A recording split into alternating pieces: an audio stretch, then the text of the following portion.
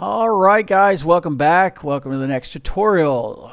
We're finally going to do the print string, but this is going to be like a part 1. So this will be replaced here with a part 2 as an upcoming thing. So I just hadn't added it here yet. I'm still working on a few things. So yeah, let's get to it. So, all right, right there. Let's do this here and that there.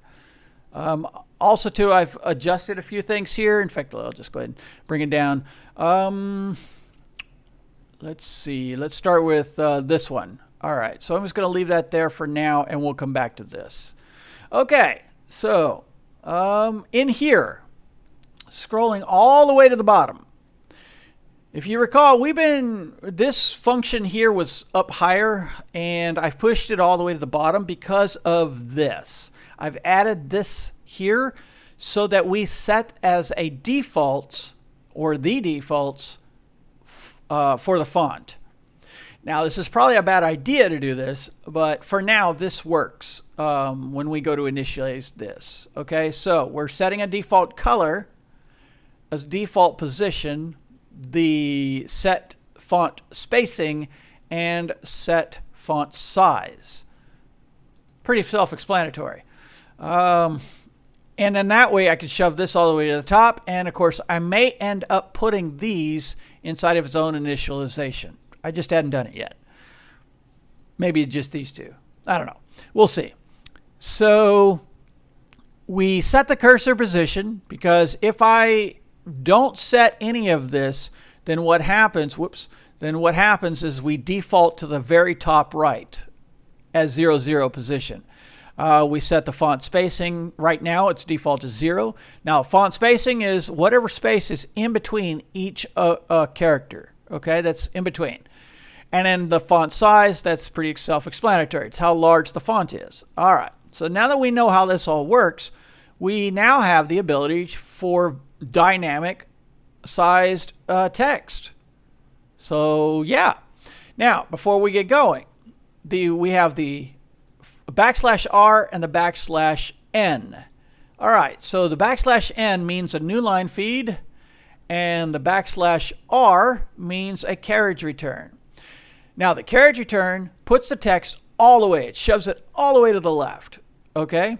And the new line feed, let's say that your cursor position is here. The line feed just shoves it down to here. Here. Okay, so let's say our cursor is here. The line feed shoves it down to here, even if there's a bunch of nothing there. Okay? That's what this is actually for. So when the EFI requires, if you want to space this all out, that's why it adds both. Now we could add another, functionality to here, where if both are called, it automatically takes care of it instead of calling it separately. Yeah, I didn't worry about it. So one last thing is the T. QRST. I actually had to shove this up one so that it's all in alignment. This was kind of throwing me off, and I know one other person that mentioned it, and that's because the T was too low. So that's now been fixed as well. I can't think of anything else on that aspect of it. So let's go to the top before we actually show this.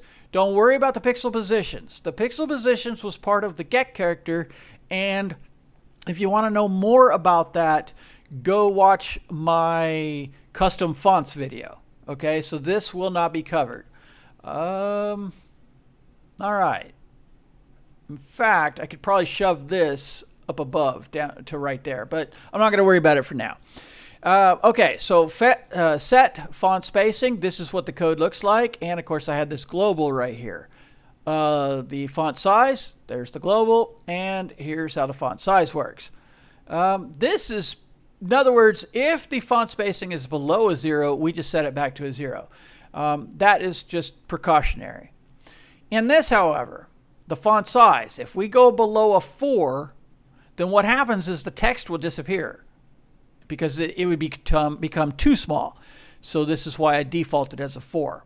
Now, we take the font size, whatever it is, we divide it by 4. And this allows our font to become pretty small.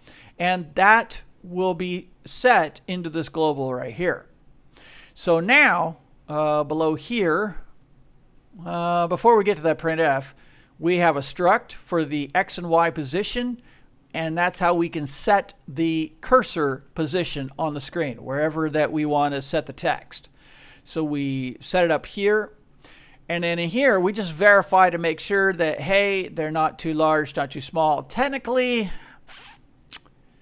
you know, actually, that should be here. There. All right, that's actually where that should be. Yeah, so I'm going to leave that there. All right, so that way, if it's too small, in other words, we're going to the top left. If we're too far to the top left, into the negatives, well, then this will set it right and make it 0, 0. Okay, so that's where that's in. All right, so this function here, basically, it's very simplistic. And by the way, it is above the GOP there. Okay, this is as simple as I could get it. So we iterate through the string in a loop, going through per character.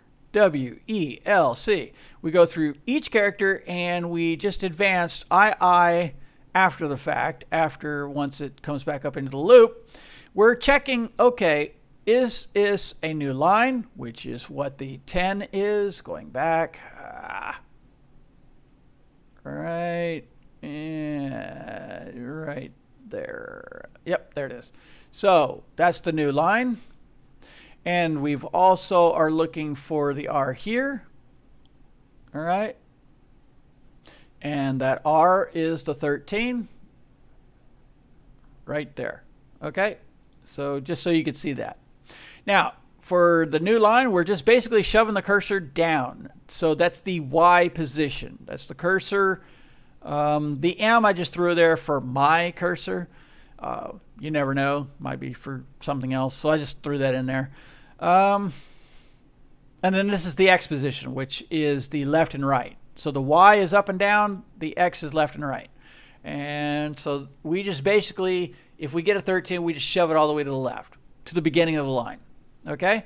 And then for anything else, we just basically print the character. And then after we print the character, then we advance it to the left on the X.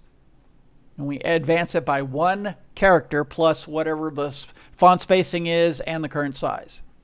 Okay? And that's pretty much it. Let's see here.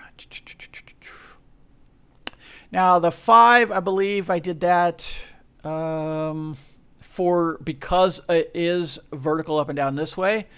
But I used a 7 here because it's left and right. Remember, we're dealing with different kinds of math because if you recall, the character per character is 8 by 16. Okay, so that was kind of important, and that's why I had to add this particular kind of math in to get the font to space out correctly. All right. Yeah, so as you experiment, you can see that we've got a large text. Then we use a regular text here, one slightly larger down here. These two are actually utilizing the same font size, but just changing the color. And yes, you can do that. You don't have to set. You do not have to set all of this per, with especially being able to use this. So, hope that helps. Hope that explains.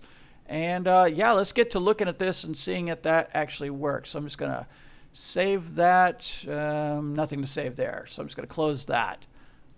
So compile, everything looks good, and mount.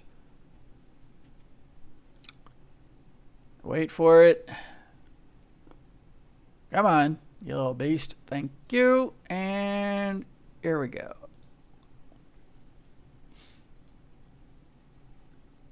There we go. And there we go. So we've got welcome to the UFI from scratch tutorials, hitting a key to use the printf function. And voila, hello graphical world. And Q to quit, R to reboot, R, voila. There we go, guys. So it's working, and now we can finally start to get into the meat of the kernel. We're finally ready, guys. So really the only thing left that the UEFI series still kind of needs is changing resolutions, querying that resolution, by the way. We will get to part 2, and that is so that we can add parameters to our print string. And then we'll transfer. This is, I think, is going to be the next one. I think we're going to get to transferring to the kernel, like probably next video. That's what I'm hoping. That's the goal. All right, guys. Thanks for watching. Cheers.